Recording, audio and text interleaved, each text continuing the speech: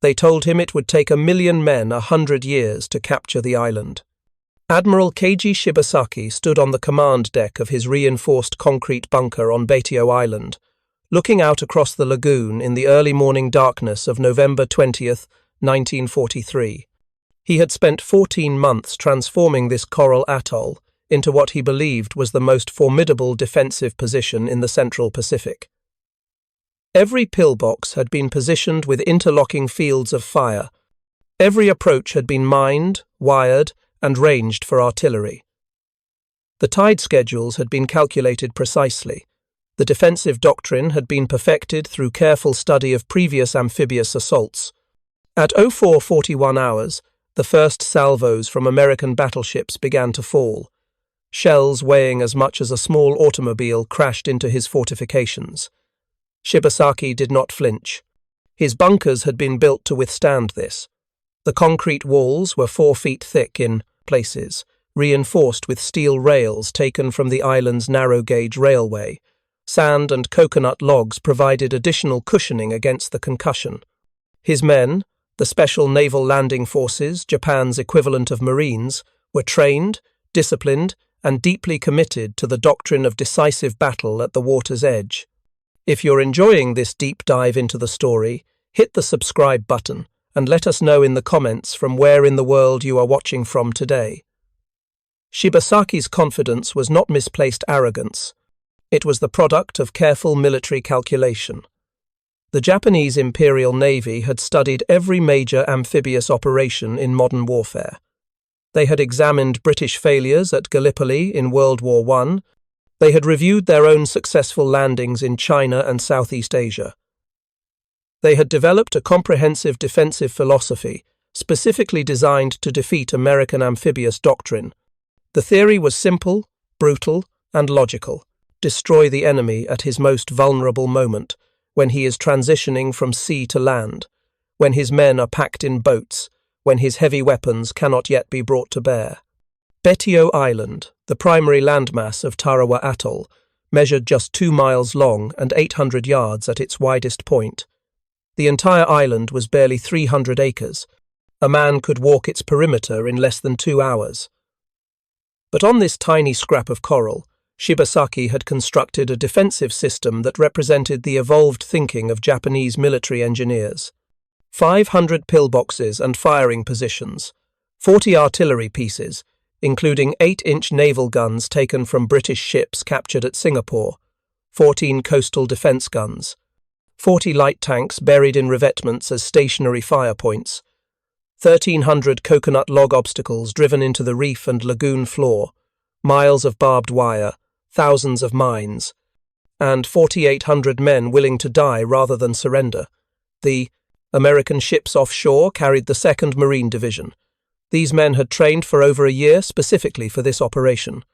They had practiced amphibious landings on Hawaiian beaches. They had studied aerial photographs and intelligence reports. They carried new equipment, including a revolutionary tracked landing vehicle called the LVT Landing Vehicle Tract that could crawl across reefs where conventional landing craft would ground out. Their commanders believed they had planned for every contingency. Neither side yet understood what the next 76 hours would reveal. The Japanese did not comprehend the true scale of American firepower and industrial capacity. The Americans did not fully grasp the determination and defensive sophistication they were about to encounter. What happened on Batio would reshape amphibious warfare doctrine for both nations. It would produce one of the bloodiest battles per square yard in military history, and it would shatter Admiral Shibasaki's certainty that his fortress was impregnable in a time frame that would seem impossible even to the Marines who accomplished it. To understand why Shibasaki believed his defenses would hold, you must understand the evolution of Japanese amphibious warfare doctrine in the early 1940s. The Imperial Japanese Navy had spent decades perfecting offensive amphibious operations. Their landings in China, Malaya, the Philippines, and across the Pacific in 1941 and 1942 had been masterful exercises in combined arms warfare.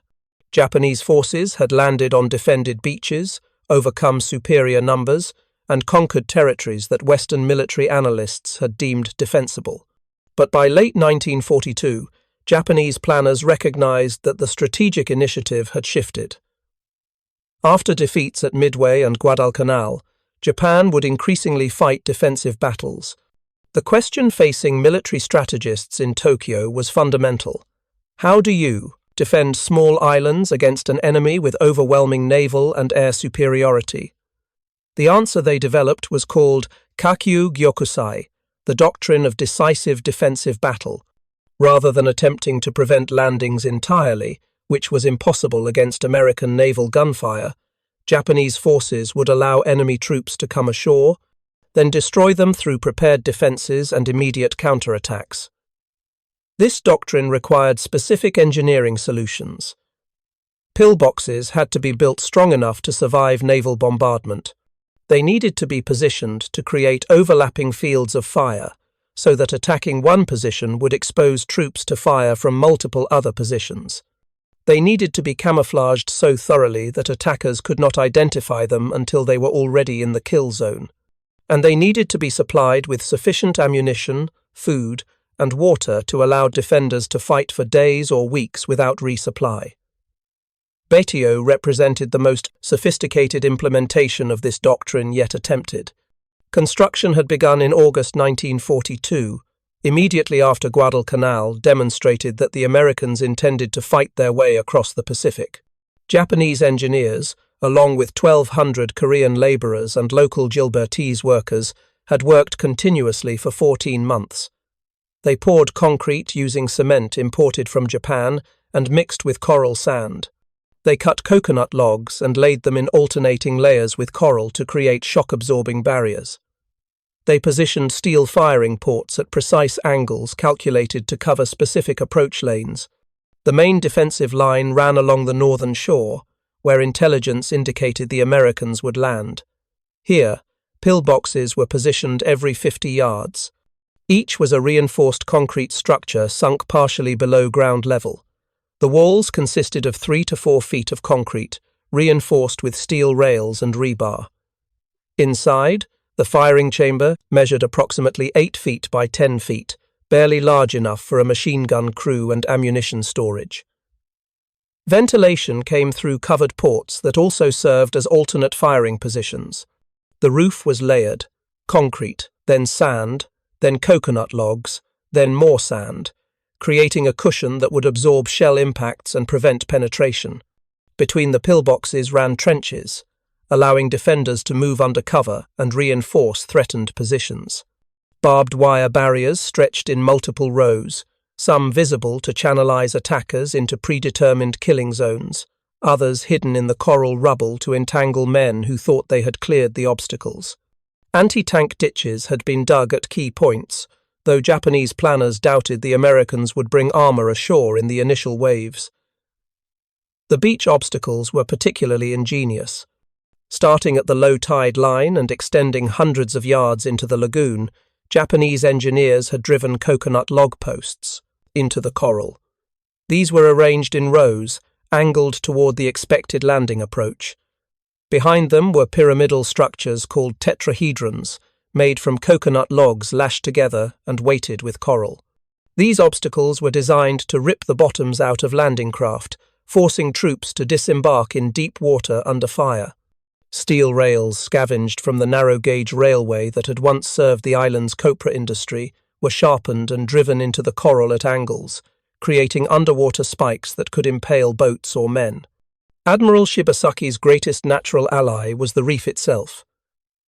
Tarawa Atoll sits atop a coral formation that has grown for millennia. The lagoon inside the atoll appears deceptively calm and shallow, particularly at low tide. But the reef creates a barrier that extends from the beach outward for 500 to 800 yards in most places. At high tide, there might be 4 to 5 feet of water over the reef, enough for landing craft to cross. At low tide, the depth drops to as little as 3 feet in many areas, and in some spots the coral breaks the surface entirely. American planners knew about the reef. Intelligence officers had studied charts, interviewed former residents, and analyzed aerial photographs. They had calculated tide schedules using every available source. The plan depended on landing during a high tide that would provide sufficient water depth for the Higgins boat's standard landing craft, with a draft of approximately 3 feet forward and 4 feet aft when loaded. If the tide was high enough, the boats could carry Marines directly to the beach, depositing them in shallow water, where they could wade ashore quickly under the covering fire of naval guns and aircraft. But tide prediction in the Central Pacific in 1943 was an inexact science. The Navy had limited data on the specific tidal patterns at Tarawa. Local knowledge suggested there should be adequate water depth at the time, scheduled landing time. A New Zealand officer who had lived in the Gilberts before the war warned that neap tides, the lower high tides that occur during quarter moons, could leave insufficient depth over the reef. Some planners listened, others dismissed the warning as overly cautious. The compromise solution was the LVT landing vehicle tract. These were essentially armoured tractors with boat hulls, designed originally for use in the Florida Everglades rescuing hurricane victims. The Marine Corps had requisitioned them and armoured them minimally for amphibious warfare. The LVT could float, albeit clumsily, and more importantly, it could crawl across coral reefs on its tracks. The 2nd Marine Division had 75 LVTs available for the Tarawa assault. This was enough to carry the first 3 waves of assault troops. Subsequent waves would come in on conventional Higgins boats, which the planners assumed would have adequate water depth once the tide came in. Admiral Shibasaki understood the reef's defensive value completely. His defensive plans specifically called for concentrating fire on any landing craft that grounded on the reef. Men forced to wade hundreds of yards through chest-deep water while carrying 60 to 70 pounds of equipment would be nearly defenseless targets. Machine guns firing from prepared positions could create a killing zone that would be almost impossible to cross. The longer the Americans remained in the water, the more casualties they would take, and the more their assault would lose momentum and cohesion. Japanese ammunition supplies had been calculated based on this expectation. Each defensive position was stocked with thousands of rounds of machine gun ammunition, hundreds of rifle cartridges, and dozens of grenades. Artillery pieces had been pre-registered on specific zones across the reef and lagoon. Forward observers occupied positions with clear views of the approaches. Communication lines ran between positions, allowing commanders to concentrate fire and call for support. The defensive doctrine emphasized patience and fire discipline. Crews were instructed not to fire at maximum range, but to wait until targets entered the optimal killing zone. This would conserve ammunition, achieve better effects, and prevent the Americans from identifying defensive positions too early. Once the assault waves were committed and trapped on the reef or in the shallow water, then Japanese gunners would open fire with everything available. The goal was not just to repel the landing, but to destroy the assault force so completely that subsequent waves would refuse to come ashore. The first wave of Marines climbed into their LVTs at 0500 hours on November 20th, 1943. These men were from the 2nd Battalion, 8th Marines, and the 2nd Battalion, 2nd Marines. They had been awake since 0300, eating a breakfast of steak and eggs, the traditional meal, before an amphibious assault, served because it was filling and because command wanted men to have a good meal before what everyone knew would be a difficult day. Each Marine carried approximately 65 pounds of equipment. A standard loadout included an M1 Garand rifle with 80 rounds of ammunition in clips, 2 hand grenades, a bayonet, an entrenching tool, a canteen with 2 quarts of water, a first aid kit, and personal items. Some men carried additional equipment: Bangalore torpedoes for clearing wire, satchel charges for destroying pillboxes, radio equipment, or extra ammunition for the squad's Browning automatic rifle. Officers carried maps, signal panels, and sometimes sidearms instead of rifles. The weight was substantial, distributed across web gear and pack, and it would become critically important in ways none of them yet imagined. The naval bombardment had begun at 0441 and continued as the LVTs circled in their staging area, waiting for the order to proceed to the line of departure. Battleships Maryland, Colorado, and Tennessee fired their main batteries' 14-inch and 16-inch guns that could hurl shells weighing up to 2,400 pounds. Heavy cruisers, Indianapolis and Portland, added their 8-inch batteries. Destroyers moved closer to shore, firing 5-inch guns at specific targets identified in pre-assault planning. The noise was tremendous, a continuous rolling thunder that made conversation impossible without shouting. From the LVTs, Marines watched the island disappear behind a curtain of smoke and dust. Explosions erupted continuously across Betio. Fires burned in multiple locations. Coconut trees, which had covered much of the island before the bombardment, toppled or burst into flames. It appeared that nothing could survive such devastation. Marines who had fought at Guadalcanal or Tulagi shared cigarettes and told each other this would be easier than those battles. The Navy was pulverizing the defenses. They would go ashore, mop up stunned survivors, and secure the island by nightfall. At 0900 hours, the bombardment lifted. Naval guns shifted their aim inland, away from the beach defenses, to allow the assault waves to approach. The LVTs formed into lines and began their run toward shore. Each vehicle carried approximately 20 Marines, plus a crew of 3. The first wave consisted of 42 LVTs, carrying elements of 3 battalion landing teams. They moved in formation, engines laboring to push the ungainly vehicles through the water at their maximum speed of approximately 4 knots. The LVTs were not designed as assault vehicles. They had been armoured as an afterthought, with 1/4-inch steel plates welded to the sides and front. This provided protection against rifle fire and shell fragments, but nothing more.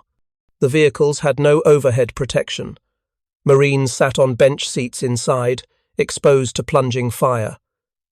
The armour came up to approximately chest height when seated, leaving heads and shoulders vulnerable.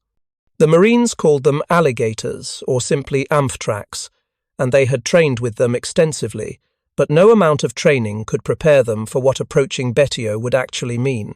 Japanese observers watched the approaching LVTs through binoculars and rangefinders. Gun crews stood ready at their weapons, waiting for the order to fire. Admiral Shibasaki had given explicit instructions: allow the first waves to approach to point-blank range before opening fire. Wait until the Americans were committed. Wait until they could not turn back. Then destroy them.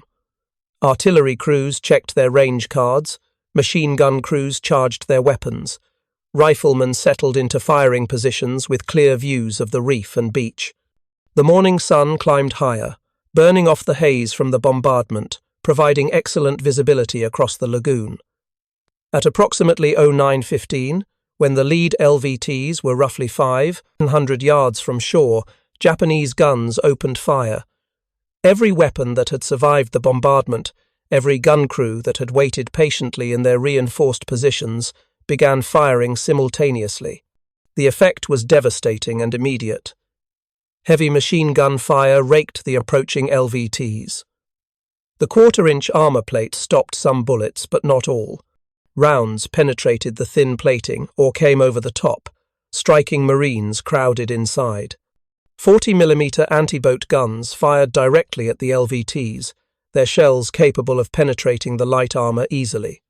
Artillery began dropping shells into the lagoon, throwing up geysers of water mixed with coral fragments and creating near misses that could swamp or disable the tractors. The first LVT was hit within moments of the firing starting. A shell penetrated the engine compartment and the vehicle ground to a halt, smoke pouring from its rear. Marines inside scrambled over the sides into shoulder-deep water. Some made it out. Others were hit by machine gun fire as they emerged. A second LVT took a direct hit from a 40mm gun and exploded, killing everyone aboard instantly. The wreckage burned in the shallow water, marking the approach lane for following vehicles. The LVTs that survived the initial fusillade continued forward. Their drivers pushed the throttles to maximum, trying to close the distance as quickly as possible. Tracks churned the water as the vehicles transitioned from floating to crawling along the coral bottom. Marines inside hunched down as low as possible, trying to find cover behind the inadequate armor plating. Some returned fire with their rifles, shooting over the sides at muzzle flashes they could see on shore. Most simply held on and prayed. The first wave reached the reef line at approximately 922. Here, the water depth decreased from 4 or 5 feet to 3 feet or less. The LVTs, designed for this exact situation, transitioned from swimming to crawling. There, tracks gripped the coral and they lurched forward, climbing onto the reef itself. Speed decreased from 4 knots to perhaps 2 knots, the pace of a slow walk. Japanese gunners adjusted their aim, focusing on these slow-moving targets. The killing became systematic. The sound of bullets striking the armor was constant, a metallic hammering that drowned out shouted orders. Men were hit and fell without ceremony, their blood pooling on the floor plates. Others tried to help the wounded and were hit themselves. The medical corpsmen attached to each platoon worked frantically, applying pressure bandages and morphine, knowing their efforts were inadequate but trying anyway. Some LVTs took so many casualties that when they reached the beach, fewer than half the Marines who had boarded were still combat effective. The second and third waves followed in conventional Higgins boats, as planned. These were supposed to land 15 and 30 minutes after the first wave, carrying additional infantry and heavy weapons crews. But the tide had not come in as predicted. The neap tide warning that had been dismissed during planning proved accurate. Water depth over the reef ranged from 2.5 to 3.5 feet, not nearly enough for the Higgins boats with their 3 to 4 foot draft. Coxswains driving the Higgins boats pushed as far forward as they could, but one after another grounded on the reef, still 500 to 700 yards from shore. Officers faced an impossible decision: turn back and abandon the assault, or order their men into the water. Training, duty, and the momentum of the attack left only one choice. Ramps dropped. Marines stepped off into chest-deep water, holding their rifles over their heads, and began wading toward the beach. The scene that followed would haunt survivors for the rest of their lives. 600, 700, 800 yards of wading through water that varied from knee-deep to chest-deep, depending on coral formations and depth variations. Men carried 65 pounds of equipment. Radios, when they got wet, stopped working. Bangalore torpedoes and satchel charges became waterlogged. The weight of wet uniforms and equipment dragged at every step. The coral underfoot was sharp and uneven, with holes and crevices that could twist an ankle or cause a man to stumble, and every step was made while under continuous fire from machine guns, rifles, and artillery. Japanese gunners had pre-registered fire lanes across the entire reef approach. They knew the exact ranges. They had marked aiming points. As Marines waded forward in ragged lines, machine gun crews simply traversed their weapons back and forth, firing sustained bursts at targets that could not take cover, could not run, could barely move faster than a slow walk. Men were hit and fell face forward into the water. Some got up and continued. Others did not. Wounded men tried to make it to shore or back to the reef edge, but the distance was too great and their wounds too severe. The water turned red in patches. Artillery observers called down fire on the densest concentrations of wading Marines. Shells exploded in the shallow water, the concussion amplified by the liquid medium. Men near the impacts were killed by the shock wave, even if fragments did not strike them. Others were wounded by coral fragments thrown up by the explosions, these irregular pieces of razor-sharp stone causing terrible lacerations. Some men, hit multiple times or too badly wounded to continue, simply sat down in the water and waited to die or be rescued, knowing rescue was unlikely. If you find this story engaging, please take a moment to subscribe and enable notifications. It helps us continue producing in-depth content like this. Platoon and company commanders tried to maintain unit cohesion, but it was impossible. The careful assault formations, planned in training, disintegrated. Men clumped together instinctively, seeking the psychological comfort of proximity, even though this made them better targets. Officers shouted orders that could not be heard over the gunfire. Sergeants tried to keep their squads moving forward, leading by example, and were cut down. The organizational structure of the assault began to dissolve into a collection of individuals, each man making his own decision about whether to keep going or to find whatever cover the reef might offer. Those who made it across the reef and reached the beach found no sanctuary. The sea wall that ran along much of Batio's northern shore provided some cover, but it was only 3 to 4 feet high, adequate to stop men from advancing inland but insufficient to protect them from plunging fire or grenades. Marines huddled against this wall, catching their breath, checking their weapons, trying to reorganize into effective units. Many found their rifles had filled with sand and water during the wade and needed to be cleaned before they would function. Ammunition bandoliers were soaked. Radio operators discovered that every radio that had gone into the water was now useless. Communication with ships offshore or between units on the beach became impossible. The beach itself was narrow, perhaps 20 yards from the water's edge to the sea wall. This small strip of sand and coral became crowded with Marines from multiple units, all mixed together, most without their officers or sergeants. Wounded men were carried or crawled to the sea wall, where corpsmen worked on them with whatever medical supplies had survived the landing. The dead were everywhere. Bodies floated in the shallows. Others lay on the sand, often still partially in the water. There was no time for reverence. The living needed every bit of cover and every square foot of space behind the wall. Japanese defensive fire continued without pause. Machine guns positioned in pillboxes just yards. Inland fired through firing ports, their bullets traversing the length of the beach. Marines trying to advance over the sea wall were cut down immediately. Bangalore torpedoes that had survived the wade were pushed forward to blow gaps in the barbed wire beyond the wall, but the men carrying them were exposed for seconds that often proved fatal. Satchel charges intended for pillboxes were difficult to employ when simply raising your head above the wall drew immediate fire. The situation by mid-morning was approaching catastrophic. The assault had lost momentum completely.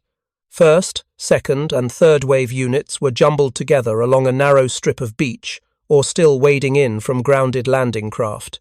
Casualties were mounting by the minute. Most radios were inoperative, leaving commanders offshore with minimal information about the situation. The naval bombardment had clearly failed to destroy the defensive positions. Japanese fire was intense, accurate, and showed no signs of diminishing, and the tide was still not coming in, meaning reinforcements and supplies would have to wade the same deadly approach the assault waves had crossed. Colonel David Shoup, commanding the 2nd Marines, came ashore around 10 to 100 hours. His command group waded in from a Higgins boat that grounded on the reef. Several of his staff were hit during the wade. Shoup himself was wounded by shrapnel but continued forward. He established a command post in a Japanese bunker that had been captured by one of the assault platoons. Though captured was generous, the Marines controlled the seaward side, but Japanese defenders remained in interior compartments, occasionally throwing grenades through connecting passages. From this position, barely 50 yards inland from the beach, Shoup tried to assess the situation and regain control of the battle. What he saw was chaos. Units were intermixed beyond any hope of sorting them out in the midst of combat. Most company and platoon commanders were casualties. The few radios that worked could not reach ships offshore through the interference of the island's terrain and the damaged state of the equipment. Ammunition was running low because resupply boats could not make it across the reef. Water was already becoming a problem. Men had consumed their canteen water during the stress of the landing, and refilling was impossible. Casualties were overwhelming the medical capabilities. Wounded men lay in rows behind the sea wall with minimal treatment available. Yet Shoup also saw Marines who had made it this far and were not quitting. Small groups had pushed inland, finding gaps in the defences or simply overwhelming positions through close-range combat. A few Sherman tanks had come ashore on LVTs, the only way to get armour across the reef, and were engaging pillboxes point-blank with their 75mm guns. Engineers were clearing wire and improvising paths through the obstacles. Individual Marines armed with flamethrowers, were methodically burning out firing positions one by one. It was not the coordinated assault that had been planned.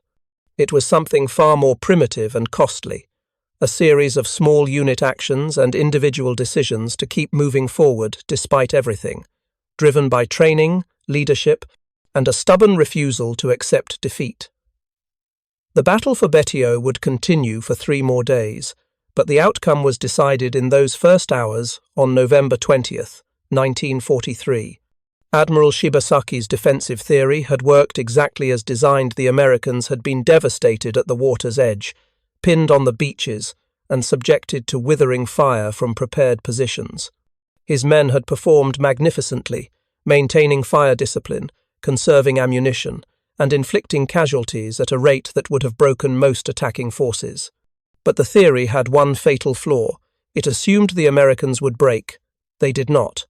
By nightfall on the first day, approximately 5,000 Marines were ashore, clinging to 3 separate beachheads that measured no more than a few hundred yards deep. Casualties already exceeded 1,500 killed and wounded. Equipment losses were staggering. Most radios were destroyed. Approximately half the LVTs that had crossed the reef were knocked out. Only a handful of Sherman tanks had made it ashore. Artillery pieces could not be landed at all. There was no way to get them across the reef. The assault had achieved nothing like the planned objectives. By any reasonable military calculation, it was a disaster. Yet the Marines held. Through the night of November 20th and 21st, Japanese infiltrators probed the lines, trying to find weaknesses. Small counterattacks tested the defenses. None succeeded in driving the Americans back into the sea. When dawn came on the 21st, more Marines were wading ashore across the reef, replacing casualties and reinforcing beachhead. Naval gunfire, adjusted by spotters who had survived the landing, began finding targets more effectively. Carrier aircraft made repeated strikes against identified strongpoints. Admiral Shibasaki was killed on the second day when naval gunfire destroyed his command bunker. Japanese command and control, never robust due to limited radio equipment and the isolated nature of individual pillboxes, began to break down. Individual positions continued fighting with the same determination, but coordinated defense became impossible. Marines, meanwhile, adapted their tactics. Flamethrower teams, demolition specialists, and infantrymen developed a systematic method for reducing pillboxes. Suppress the firing ports with machine gun fire, approach from the blind side, pour gasoline into ventilation openings, ignite it with thermite grenades, then seal the position with satchel charges if any defenders survived. On the third day, November 22nd, Marines pushed across the island's airfield, which had been one of the primary objectives. They linked the separate beachheads into a continuous line. They began reducing the defensive positions one by one, moving methodically through the bunker complexes and trench systems. Japanese resistance remained. Fierce defenders fought from each position until killed, with surrender almost non-existent. But the outcome was no longer in doubt. American materiel superiority, the ability to bring forward fresh troops, ammunition, water, and supplies, gradually overwhelmed the fixed defensive system that had no resupply and no reinforcement. By November 23rd, organized Japanese resistance had ceased. Marines controlled approximately 80% of the island. Remaining defenders occupied isolated positions and fought to the death as these were overrun. The battle was declared officially over at 1330 hours on November 23rd, 76 hours after the first Marines had landed. The final, Butcher's Bill, shocked everyone who saw it. Of the approximately 4,800 Japanese and Korean defenders, only 17 Japanese soldiers and 129 Korean laborers survived to be captured. The rest died in their positions. Japanese casualties approached 100%, a level of loss almost unprecedented in modern warfare. American casualties were equally stunning, though for different reasons. The 2nd Marine Division suffered 1,009 killed in action and 2,101 wounded. In 76 hours of fighting, on an island measuring 2 miles by 800 yards, casualties exceeded 3,000 men. The ratio of casualties to acreage made Tarawa one of the bloodiest battles per square yard in American military history. Some rifle companies had suffered 70% casualties. One battalion lost 350 men of its original 800. The human cost was staggering, but the raw numbers, terrible as they were, did not capture the full impact. War correspondent Robert Sherrod came ashore on the first day and witnessed the carnage firsthand. His dispatches, sent back to the United States through military channels, described scenes of unprecedented horror. Bodies floating in the lagoon, so numerous that landing craft had to navigate around them. Wounded men dying in the water before they could reach shore. The smell of death in the tropical heat. The desperate courage of Marines pushing forward despite everything. When his reports reached American newspapers, they caused a sensation. The American public had been following the war through newsreels and newspaper accounts that, while acknowledging casualties, had generally presented American military operations as competent, organized, and steadily successful. Tarawa shattered this narrative. The photographs were particularly devastating. Military photographers had documented the battle extensively, and the images they captured were unlike anything Americans had seen before from the Pacific War. One photograph showed the beach littered with bodies, Marines face down in the sand where they had fallen. Another captured the view from a Higgins boat approaching the reef, with wrecked LVTs burning in the background and bodies floating in the foreground.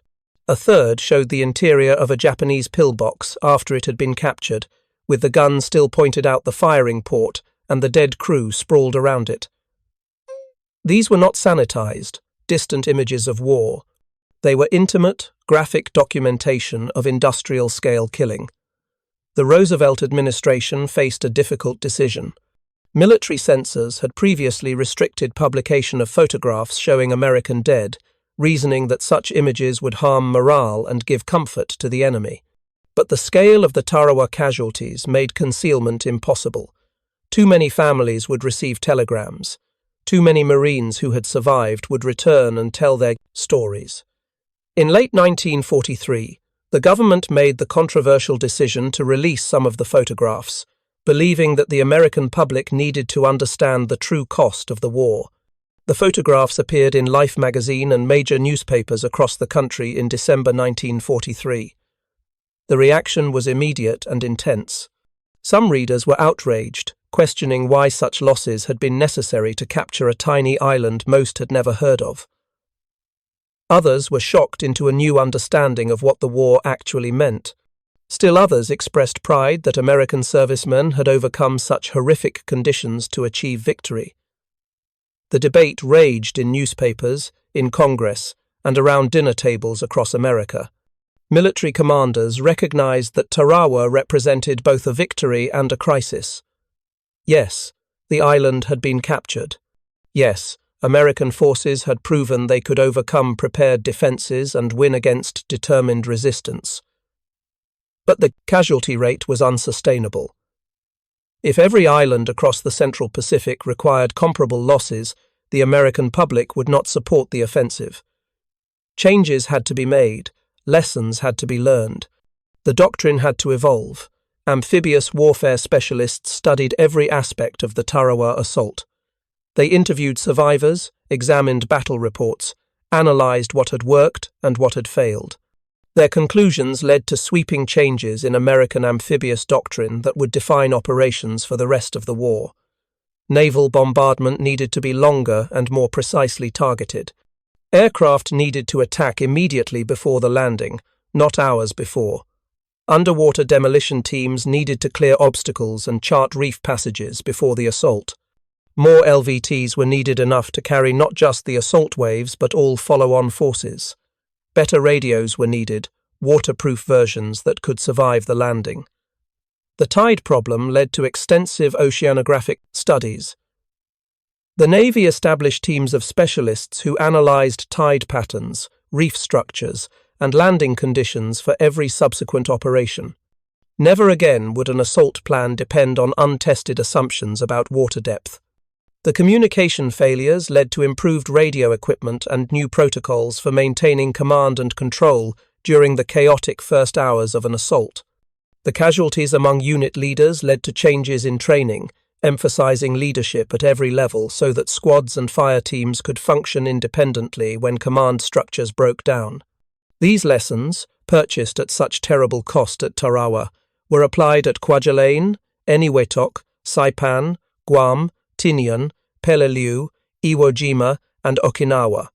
Casualties at these subsequent operations remained. Heavy amphibious assault against prepared defences is inherently costly, but they never again approached the rates seen at Tarawa. The improvements in doctrine, equipment, and planning saved thousands of lives in later battles. But that was cold comfort to the families who received telegrams in December 1943, informing them that their sons, husbands, and brothers had been killed on an island they had never heard of, in the first hours of a battle that shocked the nation. Admiral Shibasaki's boast that 1 million men could not take Tarawa in 100 years had been proven catastrophically wrong. Not because his defences were inadequate, they were actually superb, representing the best defensive engineering Japan could produce. Not because his men lacked courage or determination, they fought with extraordinary tenacity and accepted death rather than surrender. The boast failed because it was based on assumptions that did not account for American industrial capacity, doctrinal flexibility, and the willingness of individual Marines to continue attacking despite losses that should have broken any assault. The Japanese defensive theory at Tarawa was sound in its fundamentals. Allowing the enemy to come ashore and then destroying him at his most vulnerable point was logical. The execution was nearly flawless. The defences survived naval bombardment far better than American planners expected. The fields of fire were perfectly arranged, the ammunition supply was adequate, the troops were well trained and committed. Yet, 76 hours after the first Marines landed, the island had fallen and the garrison was annihilated. What Shibasaki and Japanese planners failed to understand was that American military doctrine was not rigid. When the initial assault plan failed, when the LVTs took terrible casualties, and the Higgins boats could not cross the reef, the Marines adapted. Individual units made independent decisions. Small groups found ways forward. Leaders at every level, from colonel to corporal, solved problems without waiting for orders from higher headquarters. This decentralized initiative, deeply embedded in American military culture, allowed the assault to continue even when the command structure was shattered and communication was impossible. The industrial dimension was equally important. Japan could build formidable defences on individual islands, but it could not build them everywhere. Each fortified position required months of work, thousands of tons of concrete and steel, and substantial garrison forces. Japan's limited industrial capacity and shrinking resource base meant these fortifications could only be constructed at selected locations. America, by contrast, could produce landing craft, amphibious vehicles, tanks, artillery pieces, radios, and all the other equipment of amphibious warfare in quantities that allowed for losses, experimentation, and adaptation. At Tarawa, approximately 75 LVTs participated in the assault. 20 to 30 were destroyed or disabled. By the time of the Marianas Campaign 6 months later, the Marines had hundreds of LVTs in improved models with better armour and armament. At Tarawa, communication failures crippled coordination. By Saipan, waterproof radios were standard issue. At Tarawa, naval gunfire was inadequate. By later operations, underwater demolition teams, longer bombardments, and better targeting had dramatically improved fire support effectiveness. Every failure was analysed, every loss was studied, every problem generated a solution. This cycle of learning and adaptation, enabled by industrial capacity that could rapidly produce new equipment, gave American forces an advantage no amount of defensive preparation could overcome. For the survivors of Tarawa, both American and the handful of Japanese who were captured, the battle remained the defining experience of their lives. Marines who waded across that reef carried the memory of those who did not make it, They remembered the names, the faces, the men who fell beside them in the water. Some spoke about it freely in later years. Others never discussed it at all, the memories too, painful to revisit. But all of them understood that what they had endured was extraordinary, even by the standards of a war filled with extraordinary events. The Japanese prisoners, those 17 soldiers who survived when 4,800 died, faced a different kind of aftermath. In a military culture that valued death over surrender, their survival carried shame. Some had been captured unconscious, wounded beyond the ability to resist. Others had been trapped in bunkers when Marines sealed the exits, choosing to emerge and surrender rather than die slowly in the darkness. Their post-war lives in Japan were often difficult, marked by the stigma of having survived when their comrades had not. Yet their accounts, given to American interrogators and later to historians, provided crucial insights into the Japanese defensive mindset and the experience of being on the receiving end of American firepower. Battered Island, once a tropical paradise and then a fortified killing ground, became a cemetery. The American dead were eventually exhumed and reinterred in military cemeteries or returned home to their families. The Japanese dead remained, buried in mass graves across the island. In the decades after the war, the island returned to civilian use. Today it is part of the Republic of Kiribati, with a small population living among the remnants of war. Rusted bunkers still dot the landscape. Shells and other ordnance occasionally work their way to the surface.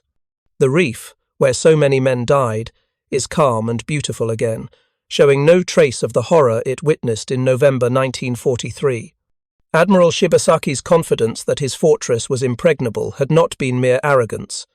It was a reasoned judgment based on military engineering, tactical doctrine, and the capabilities of his garrison.